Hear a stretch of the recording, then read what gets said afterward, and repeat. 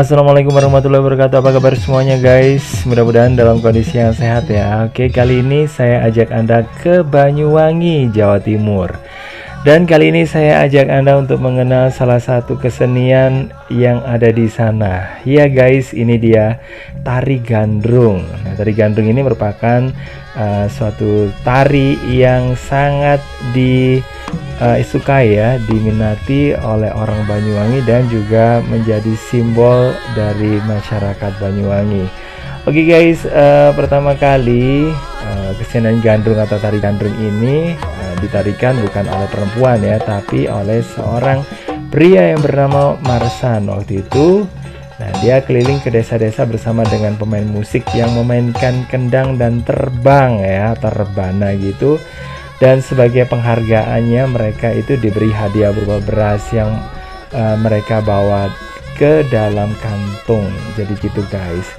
Nah guys, menurut sejarahnya juga, nah kenapa kok laki-laki yang menarikannya? Nah karena waktu itu sebenarnya sih kaum laki-laki ini mungkin lebih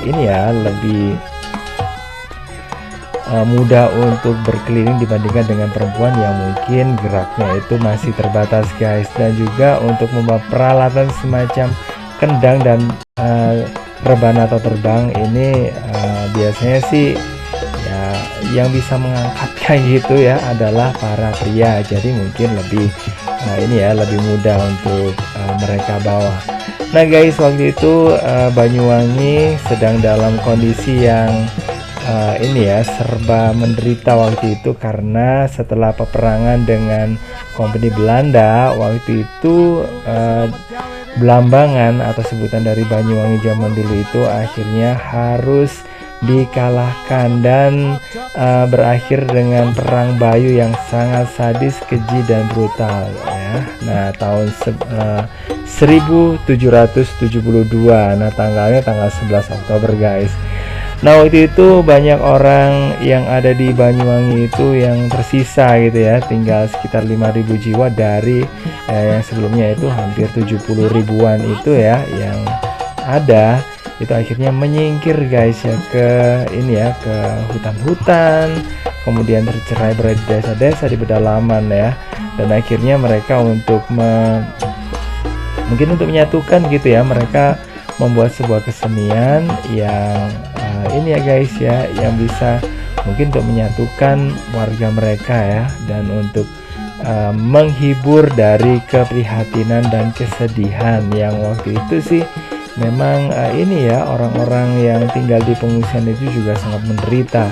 Dan para pria yang juga menarikan tari gandrung ini akhirnya bukan berarti beras yang mereka dapatkan itu mereka makan sendiri, tapi mereka juga bagikan ke tempat-tempat yang lainnya di pengungsian gitu guys. Jadi memang ada ada unsur kegotong royongan di sana.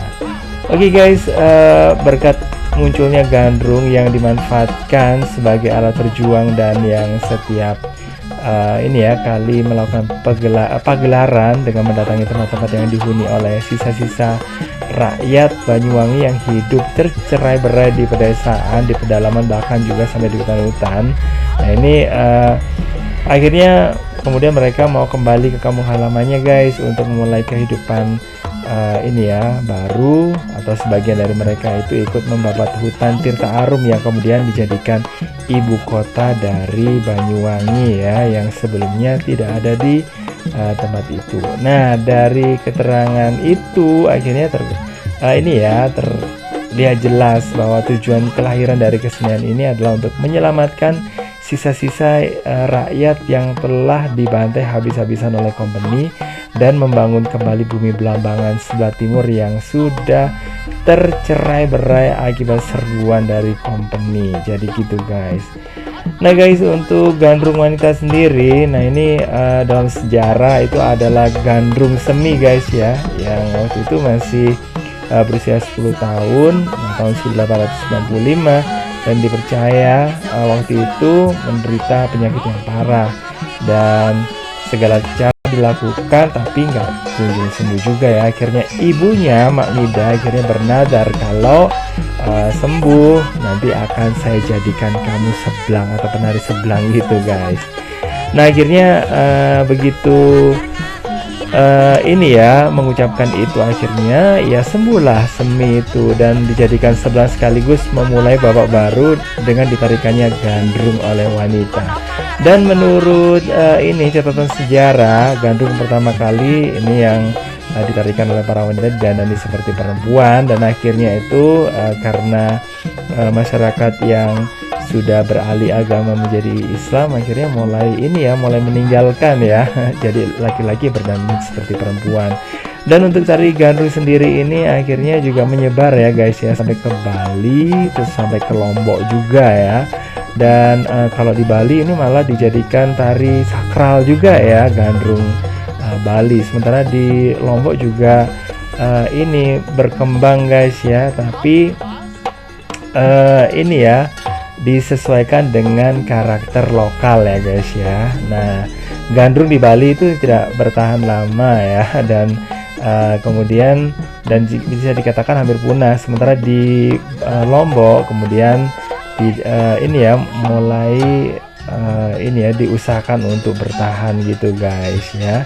Ya karena gimana juga Banyuwangi pernah menjadi ibu kota dari daerah Bali dan juga Lombok. Oke guys, makasih banget udah gabungan. Jangan lupa ya untuk like, subscribe, komen, dan juga share untuk mendukung channel ini.